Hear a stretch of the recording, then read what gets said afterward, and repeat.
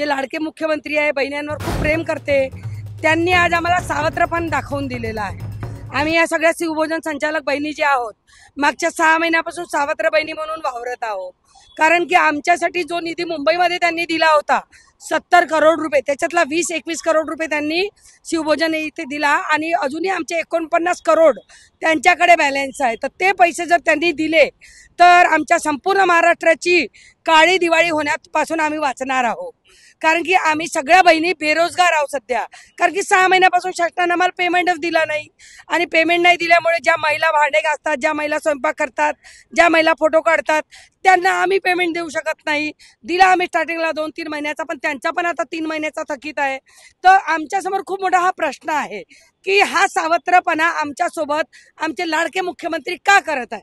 पैसे नाही म्हणते सरकारकडे, भरपूर पैसा आहे। आता मराठा आरक्षणचा जो GR यांनी पारित केला जरांगे साहेबाकडे, आणि आपली स्वतःची पब्लिसिटी पूर्ण महाराष्ट्रात करण्यासाठी 400 करोड रुपयाचा बजेट पूर्ण महाराष्ट्रामध्ये खर्च करत आहे। आमचं तर सर सांगू तुम्हाला 280 करोड पूर्ण वर्षाचा बजेट आहे। मग 400 करोड प्रसिद्धीसाठी जो मुख्यमंत्री खर्च करू शकतो, तो लाडक्या बहिणीला का पेमेंट देऊ शकत नाही? म्हणजे सगळा पैसा मोदीच्या म्हणजे प्रसिद्धीवर, देवभाऊच्या प्रसिद्धीवर, आणि लाडक्या बहिणीने उपाशी मारायचं।